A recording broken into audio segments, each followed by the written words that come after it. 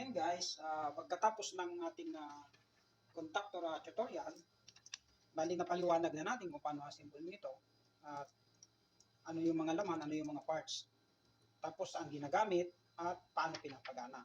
So ngayon, ang gagawin natin, ipapakita natin kung paano natin ito ikakabit at ano yung basic connection niya para gumana to yung start and off, start and off. So wag muna tayong gagawa ng reverse and forward or dual contactor. Hindi muna tayo gagawa. Ito lang muna pagaganahin natin at basic wiring connection. So, mayroon tayo rito ginawang layout, yung diagram niya, para sa 3-phase. Ito ay para sa 3-phase. Yung pinakita na natin ito doon sa nung pag-assemble natin itong nung contactor at ano yung magiging problema. Pinakita natin ito pagkatapos ng tutorial natin. So ngayon, ang ituturo naman natin ay kung paano ito paganahin. Paano yung wiring at ano yung connection. Mayroon tayo ritong contactor at maglalagay na rin tayo ng overload relay para sa motor. Papakita natin kung paano yung gagamitin. At meron tayo ritong push button na emergency switch. Okay? Meron tayong push button switch na sa off, red color, off. Tapos meron tayong push button switch na green para naman sa on or start. Okay?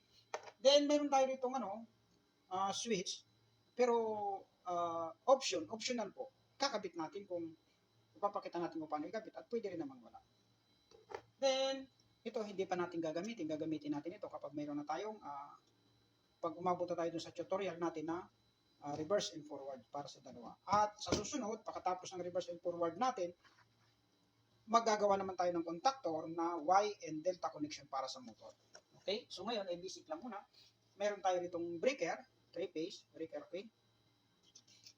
At meron tayong connector para sa neutral. Okay, so ngayon, sisimulan natin guys kung paano natin ibuo muna natin ito. Ilagay muna natin. Meron tayo ditong empty na wala pang lagay. Ito bali ito para sa mic. Yung natin sa auxiliary. So ginamit muna natin ito para kasi may butas na. So papakita natin kung paano ikabit ito. Pipihitin lang natin ng okay? Yan. So ito ay pihitin lang, tapos ugot, tanggal. Ganon din, pihit, tanggal.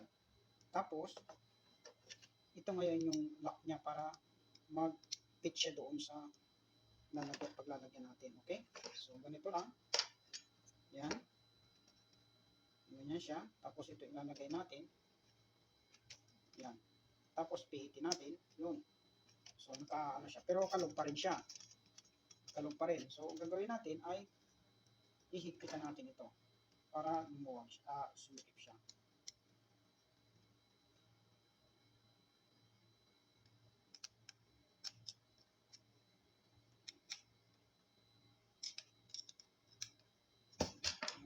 So guys, ang emergency switch ay naka-normally close kasi ito ay emergency switch. Mamamatay siya kapag halimbawa emergency, kaya tinawag siyang emergency. In case of emergency, pwede mo siyang i-pause lang, maglalak siya ng kusa. So, naka-open na siya ngayon. So, pag-release, pihitin lang ito para mag-release. Pipihitin lang siya. Clockwise, ha? Okay? Pag pihit mo, pipihitin lang, mag-release siya ng kusa. Tapos, kakabit naman natin ngayon yung, pwede rin natin ikabit yung switch. So, medyo, ganun din ito. Ito naman, itong klase ng switch na ito, hugutin mo lang ito. So, nalaglag na ngayon yung pihitan niya, yung knob. Okay? Guys, lalagay natin dito dahil masikip, wala siyang space. So, ilagay natin dito sa, yun. So, kalog din siya, guys. So, ngayon, ang gagawin natin ay ihigpitan din natin ito ngayon. Ito lang guys ang higpitan natin para mag-fit doon sa pinaglalagyan.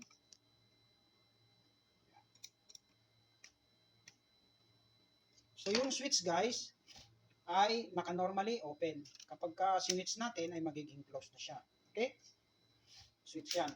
Ito naman, ito ay emergency switch, ito ay selector switch. Okay? So ngayon, pwede na natin ilagay yung pwede ring pula, depende sa design natin. Tapos pwede rin namang green, start. So ito guys, ganun din, yung pagtanggal nito, so yung pagtatanggal niya, ito, i-release natin. Oh, sorry, natanggal. So ngayon guys, para maalis to, para mahugot siya, kailangan natin itong i-release or tanggalin natin, release lang. Yan. So, para mahugot siya, yun.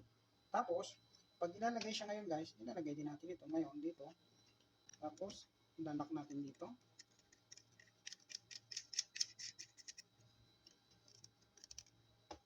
So, siguraduhin natin guys na yung guide na yun ay doon siya mapupunta.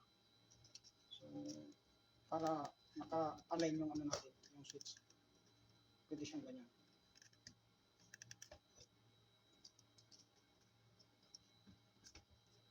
Yan. Okay guys, ganyan siya. Okay. Tapos, ganun din ito. So, release lang natin to. Nahugot na natin. Tapos, ilagay din natin siya doon.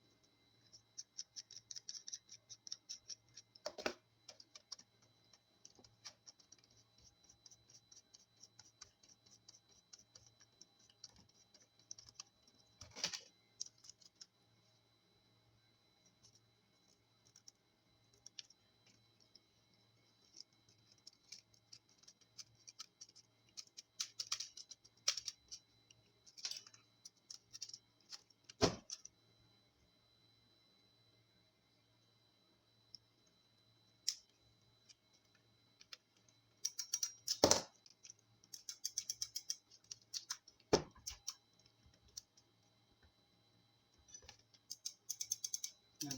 So, yan. So, ngayon guys, meron tayong off, on. Ito yung switch, optional. Kung gusto natin lagyan ng switch, ito naman yung emergency switch. Okay guys? So, ngayon, ipapakita natin kung paano ito wiring. Okay? So, meron tayo ritong breaker. Unahin natin yung breaker. Ipasok natin.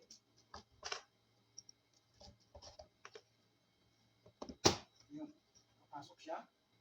Okay. Gumamit tayo ng Denrel Tapos ito naman ay para gagamitin natin para sa ground. Sorry, neutral. Ipasok lang natin siya. Yun. Then, susundan natin ay contactor. Ito ang contactor yung susunod natin. Okay, guys? Ganon din siya. Ganyan lang din. Ilagyan natin ng space para makita natin. Tapos, sunod natin ay yung overload relay. Ito yung overload relay para sa motor. Bali, mga gamit na ito guys, ito lang yung bago. So, sample lang natin para makita nyo. Yan. Ito ay overload relay. Yun. So, pag tatanggalin natin yan guys, ito lang din. Yan. Kung tatanggalin natin, so, ito lang din. Ano yung lock. Yun, tanggal na siya guys. Ganon din ito. Lahat siya. Ito, lock din lang. Alis na yan. Tapos ganon din siya. Ito, yung lock din. Yung blue na yan. So, ganon din siya. Okay guys? Para alam natin kung paano kabit sa Denrel. So, lagyan natin ng space para makita natin. So, ito guys sa 3-phase, susundan natin itong may ginawa tayo itong diagram. Yan. So, 3-phase, ay meron tayong line neutral, line 1, line 2, line 3. Okay guys? So, yung line 1, line 2, line 3 ay papunta sa contactor. Yan. Ito guys yung breaker ito yung breaker. Tapos, papunta siya sa contactor. So, magmumula dito sa breaker, dito. Yan. Tapos, papunta siya doon. Pupunta siya doon. Line 1, line 1. Okay guys? So ngayon, handa natin sa ilalim para mas magandang tingnan. So, kukuha tayo ng tatlong cable.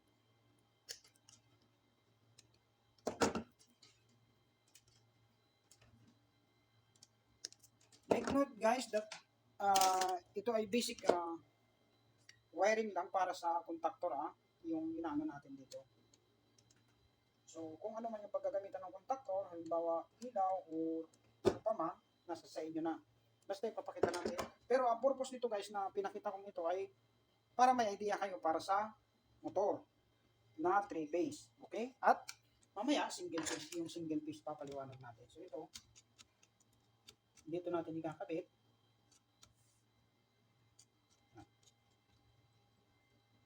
Testingin din natin yan guys para pag matitesting natin kung aandar siya. Tapos dito rin naman sa isa sa contactor. Sa breaker, sorry.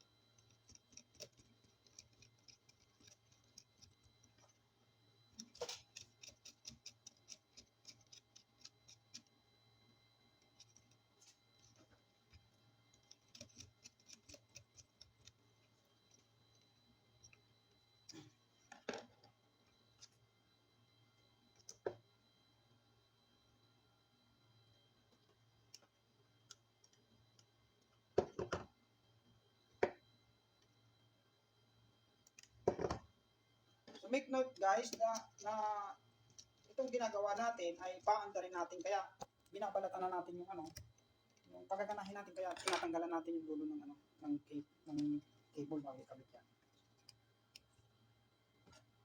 Tapos paliwanag natin mamaya kung alin yung kinabit natin. Yan. So yun guys, meron tayong dalawang linya na. Line 1, line 2. So ito rin yan. Mula dito, line 1, okay, kahit saan dyan, or line 2, okay?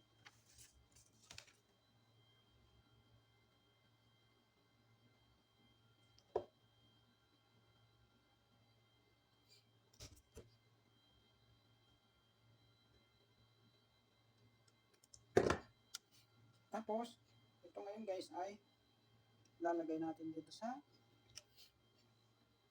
line 3.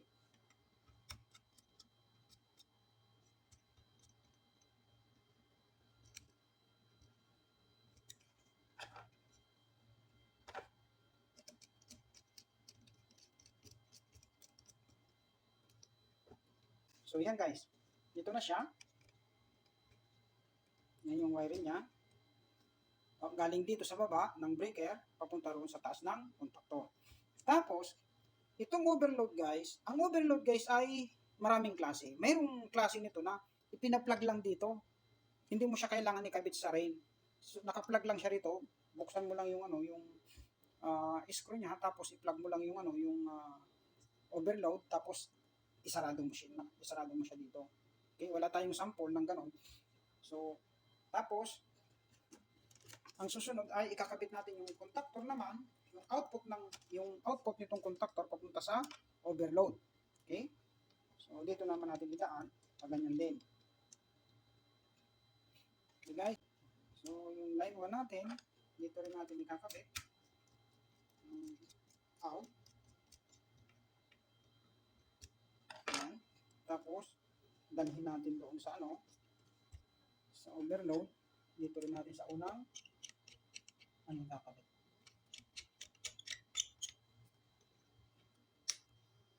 Ayan. So guys, ayan. Medyo yung wire natin makunat. Hindi pala makunat. Hindi siya matigas, oo makunat. Kaya bumabalik siya. Hindi siya matigas. Hindi siya katulad ng iba na madidesign natin ng maayos. So yan. Line ito.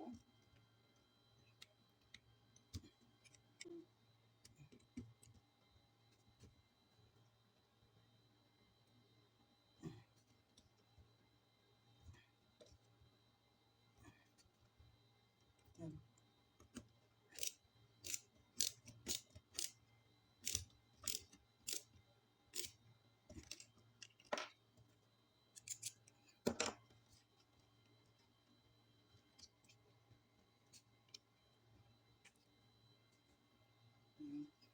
Isa pa tayo.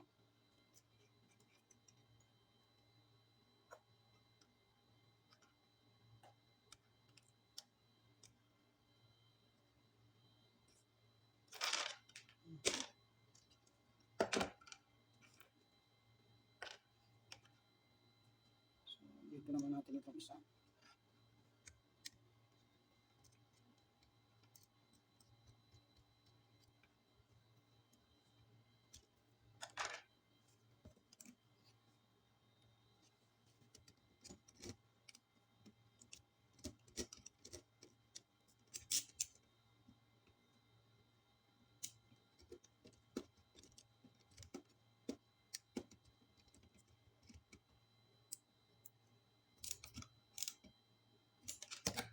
Yan.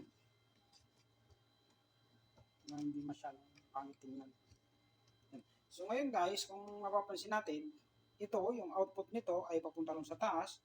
1, 2, 3. Line 1, line 2, line 3. Tapos yung out naman nito pababa, line T1, T2, T3, papunta naman siya sa sa overload. Okay? Overload relay. Okay? Tapos ito naman, ito guys, papunta ito, yung output nito ay papunta sa motor. So wala tayong motor, pero ang pagaganahin natin kahit na ano lang. Okay guys, ito ay papunta sa 3-phase na motor. Yung halimbawa, mayroon tayo ditong tatlong cable. Halimbawa, ganito. Halimbawa guys, ganyan. So itong tatlo, papunta sa 3-phase na motor. So nangangahulugan yung 3-phase na motor ay 380 volts. 380 volts siya. So ito ay puro line 1, line 2, line 3. Ito. So papunta ito sa motor sa baba. Anong trabaho nitong nitong overload?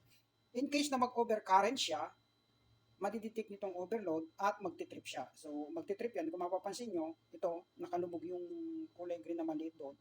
Pag nagtrip yan, yung kulay green na maliit na yun ay nakalutang. Okay guys? Kapag nag-overcurrent, kapag na-detect niya na overcurrent siya, ay magtitrip siya ng kusa. Yun ang trabaho ng overload. So ngayon, papakita natin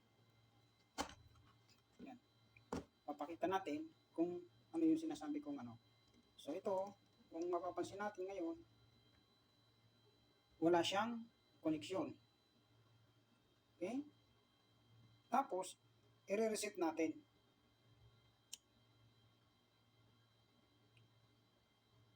Kita natin guys, naka-normally, open siya.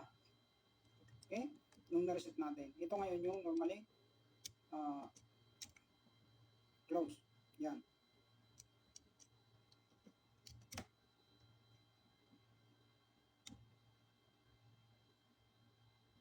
Okay guys. Higpitan natin muna para hindi siya mag-relation. Makita natin. So ngayon guys, ito ay normally close. Yan. Yan. So anong trabaho nito guys? Anong trabaho nitong sa ibabaw na to, normally close at normally open? Ang trabaho nito ay kapag halimbawa dito mo nakakabit yung so yan. So kung mapapansin natin, may nakalagay ditong OLP. Yung OLP yung overload na relay natin. Okay? So ito naka-normally close.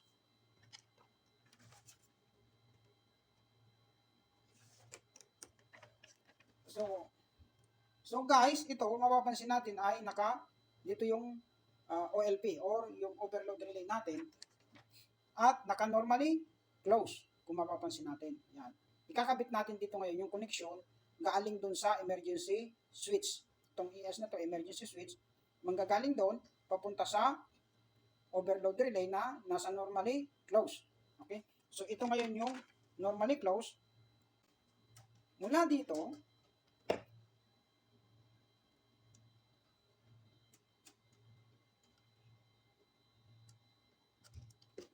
magkakabit tayo dito guys ng dalawang cable. So ibibasic lang natin kasi para hindi tayo mahirapan unawa.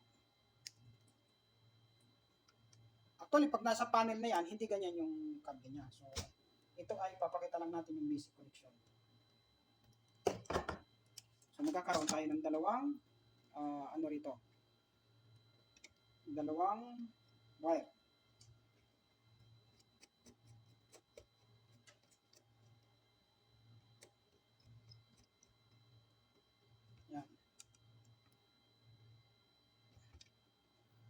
isa dito.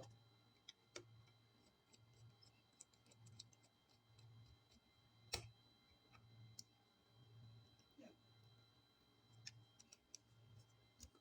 So, itong dalawang wire na ito, guys, pupunta ngayon ito doon sa, ganyan lang natin, pupunta ito ngayon doon sa, ano, yung isa galing sa emergency switch, okay?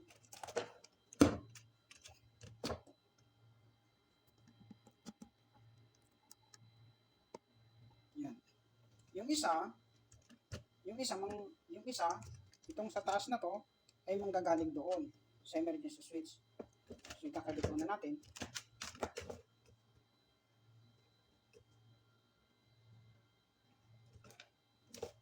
Natin dito.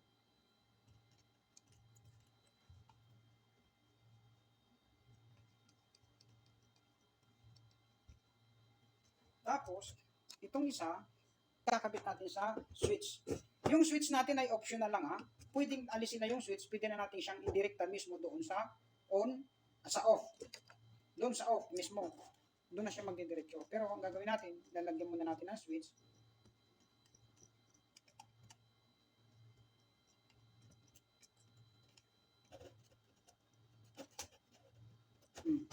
Okay? So, yan. Yan guys.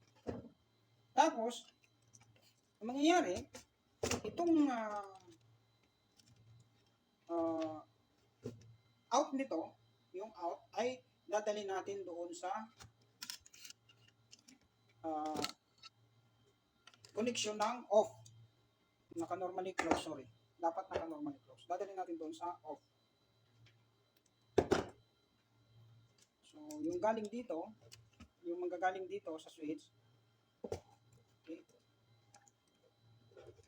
galing sa switch ay dadali natin ngayon sa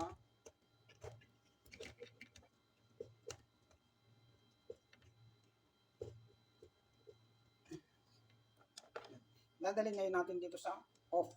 Ito yung off natin. Yan. Yung kulay pula. Diba? So, dadalhin natin dito siya. So, saan natin ikakabit? Saan natin ikakabit na connection ng na to ay naka-normally close dapat.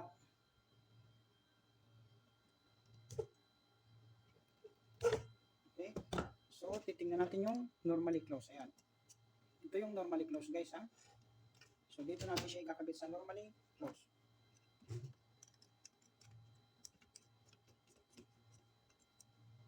So, dito siya.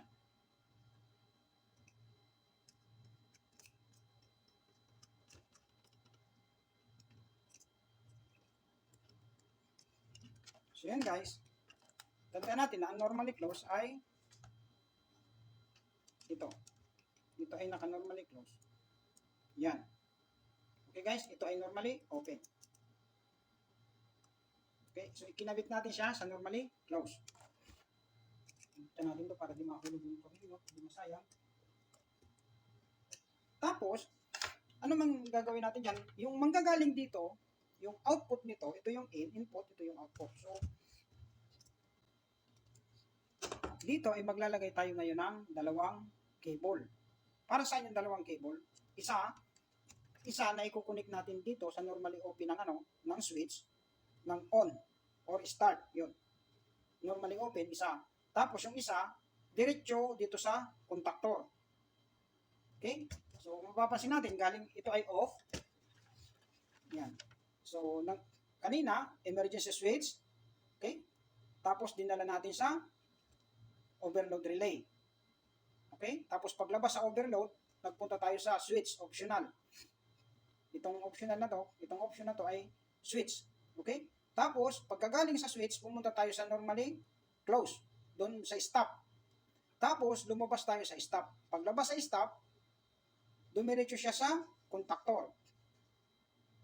Okay? Dito sa line 4 or L4, yun ang contactor.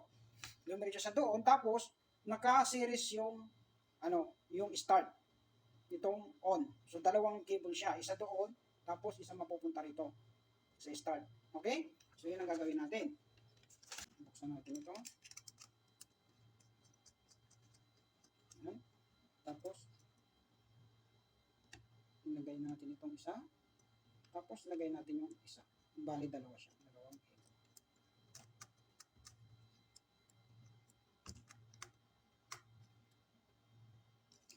Yan. So, dalawa. Tapos, yung dulo nitong mixing ito ay dadalhin natin sa normally open ng start. So, tingnan natin. Hanapin natin yung normally open. Ito ay normally close. Okay? Ito ay normally open. Okay. So, doon tayo pupunta sa normally open. Isa natin ito. Dito natin ikakabit sa normally open, guys.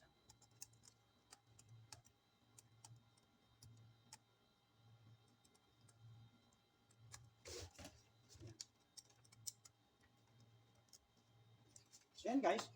Naka-normally open. Tapos ito, saan ito pupunta? Sa contactor. Sorry, natanggal. Hindi masyadong mahigpit.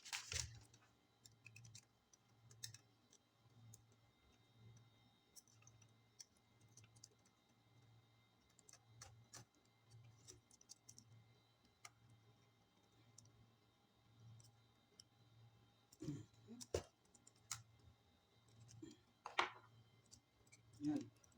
So, ito ay pupunta sa, itong isang to, ay pupunta dito sa line 4. Dito sa contactor. Okay? Para ano,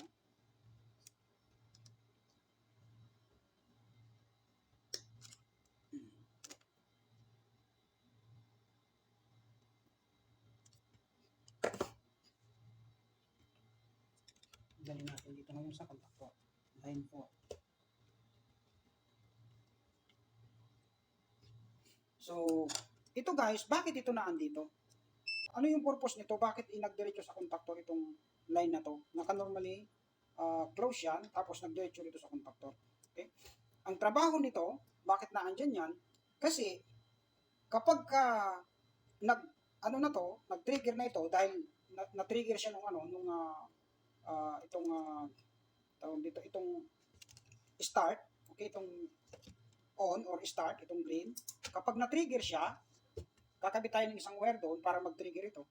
Kapag nag-trigger na ito, itong contactor na to, ay magko-continuous na yung linya, yung line na ito, continuous niyang susuplayan yung sarili niya. Okay? Dahil ito, ang purpose nito, mag-start lang siya. Start. Pag binitawan mo, hindi na rin siya gagana. Totally wala na siyang power na lumalabas. Okay? So, ang purpose lang nito ay mag-start. Pag nag-start na ito naman ngayon yung magti-trigger. Ito yung magsusupply ng continuous doon sa contact, sa sarili niya. Siya yung magsusupply ng continuous. Okay? So, ito ay pupunta natin dito ngayon sa coil. Sa A1 or sa A2.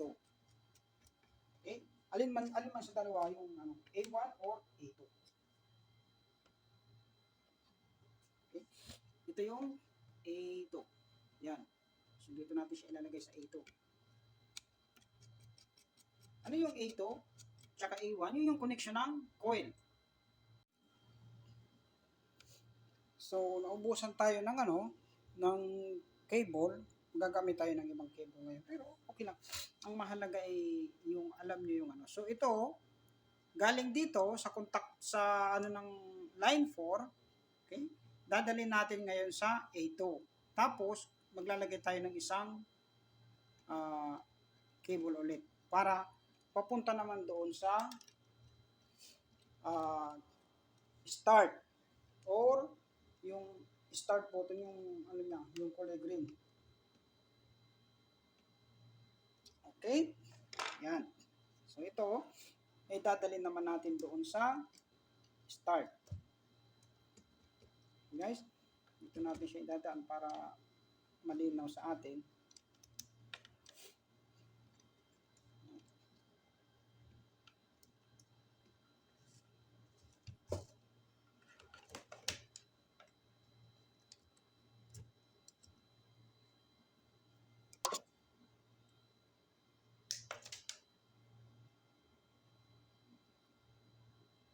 So, dadalhin natin ito ngayon doon sa out ng start.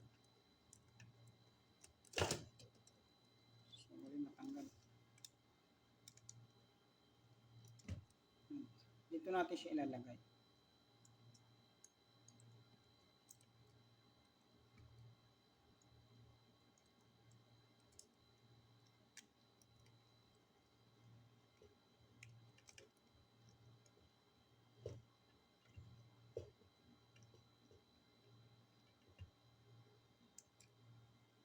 Okay guys, yan. Balik natin dahil natanggal.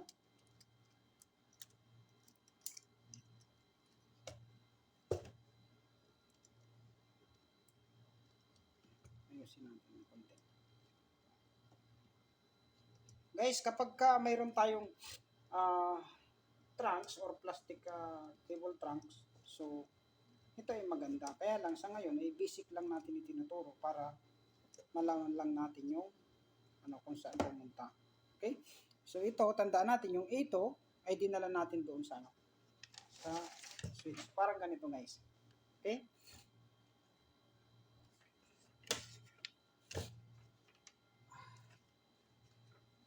Yan.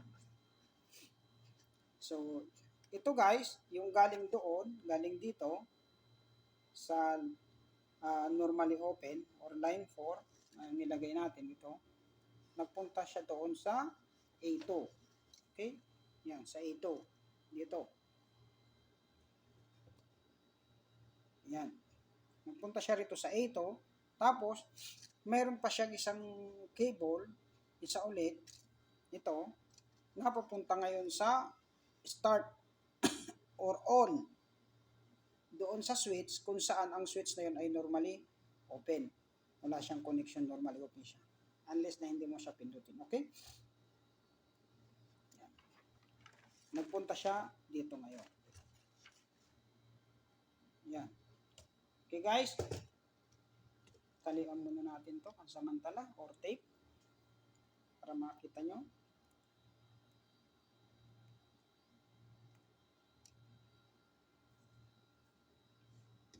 Tapean lang natin para hindi nagkalat. So pag sa control na guys, pag actual na control, gagamit ka ng plastic trunks para cable trunks, okay? Plastic cable trunks para hindi pangit tignan. Maganda yung control natin. So kung gusto natin makita yung mga assembly, yung mga inassemble kung control, meron tayo sa YouTube na dyan sa natin, sa channel natin, panoorin lang natin, makikita natin yung mga assembly. Okay guys.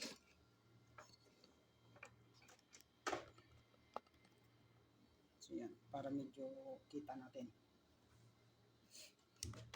So, nasundan natin guys yung connection.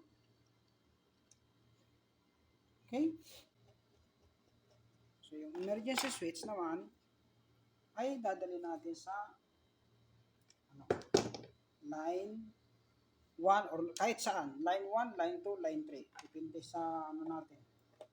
Sa space. Sa live. Ibig sabihin, live siya. Kahit saan natin siya dalhin. Okay? Line 1, line 2, line 3.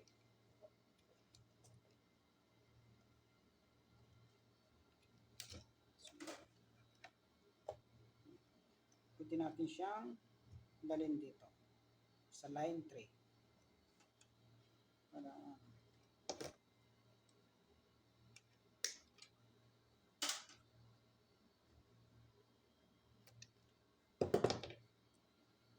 pwede natin siyang idagdag dito sa line 3. Pero kahit saan natin ito i-connect guys yung papunta sa emergency switch, pwede sa line 1, line 2, line 3, basta isang connection lang galing sa live. Okay guys? Hindi pwedeng dalawa ang papasok na galing sa live. Kailangan isa lang. Isa lang dito sa alin lang dito sa tatlo. Isa lang kasi magsasalubong yan, sasabog yan pagka naglagay tayo ng dalawang connection. Isa lang. So yan. So ngayon, ang gagawin natin, may connection na ito lahat. kumpleto na, gagawin natin ay maglalagay tayo ng neutral, ikakabit natin sa A1 ng contactor. So, kukuha tayo para sa neutral, kakabit natin sa A1 ng contactor. Okay?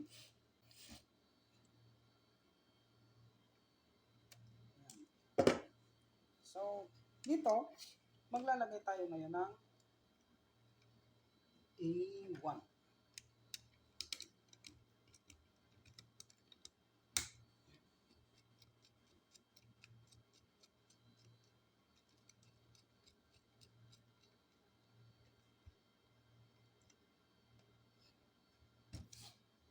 Guys, lahat nga pala, ang contactor natin ay 220 ha.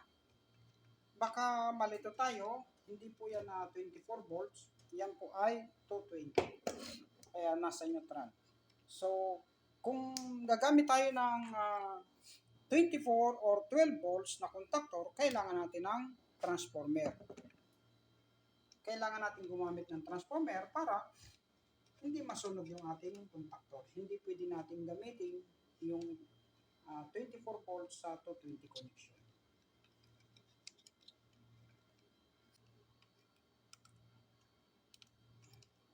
Yan. So ito guys yung neutral ha. Yan guys yung neutral. Ito. At ito naman yung line 1, line 2, line 3. Sa 3 phase, dito natin siya ilalagay. Yung line 1, line 2, line 3. Tapos neutral. Kasi 3 phase siya. At 220 ito. So kailangan natin ng neutral para gumana yung ano. So kakabitan natin ngayon ng connection. Tapos yung isa ngayon guys ay kabit natin sa line 3. Kasi yung ano natin ay nasa line 3. Yung connection ng on at saka off.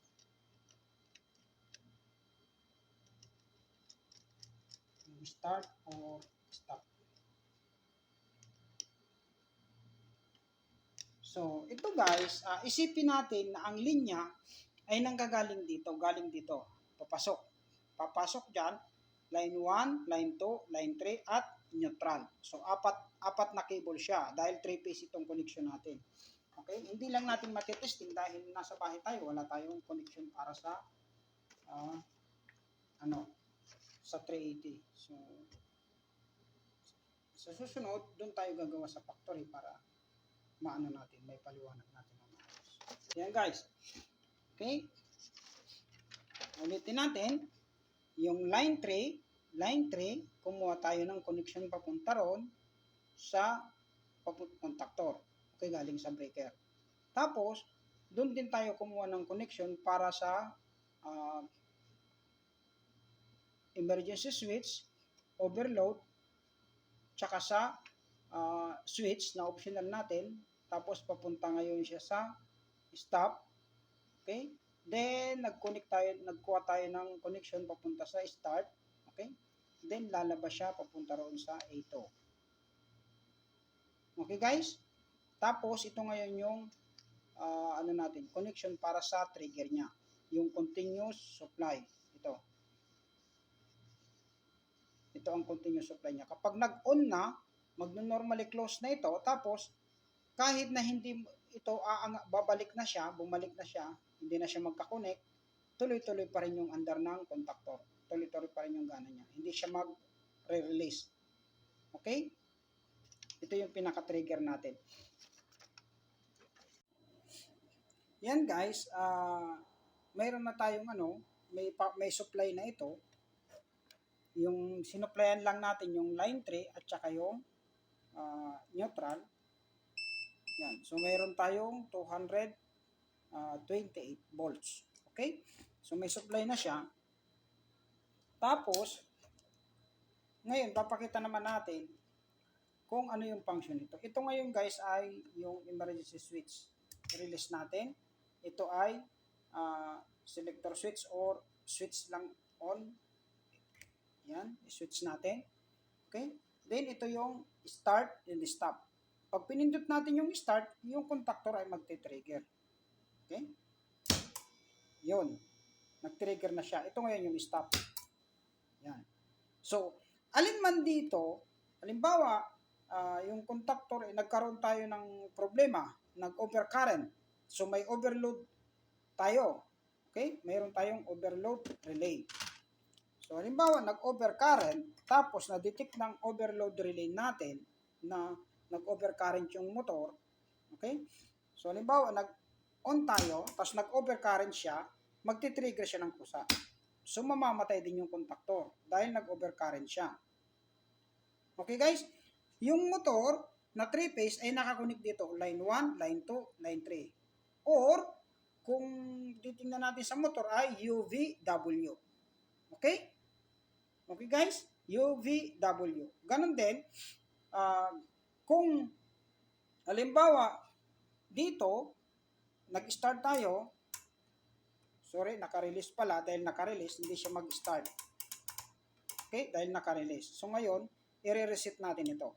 Yan, dapat nakalubog yung kulay green na maliit.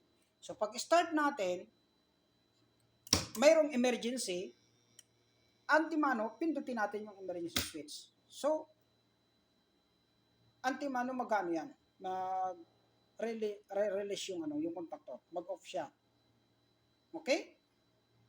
So, i-release natin yung emergency switch. Tapos, halimbawa ito, hindi siya naka-on, pag pindot natin, wala rin siyang power kasi hindi siya naka-on. Kailangan mo siyang i-on para mapagana mo yung contactor, on, off.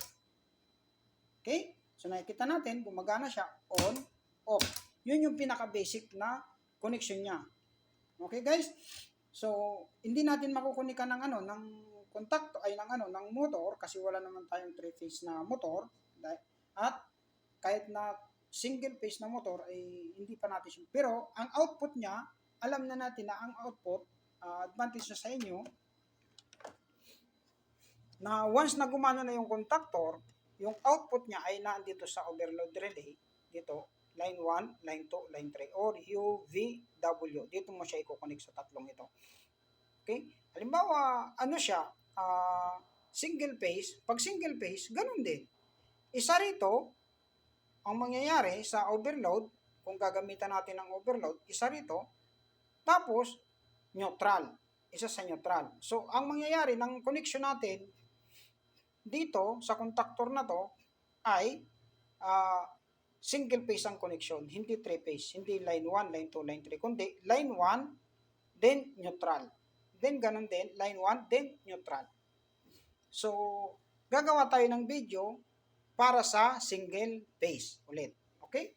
So, sa ngayon, ito munang 3-phase at ang susunod nitong video ay gagawa tayo ng video para sa single phase. So, ganun, lang, ito lang ang babaguhin natin.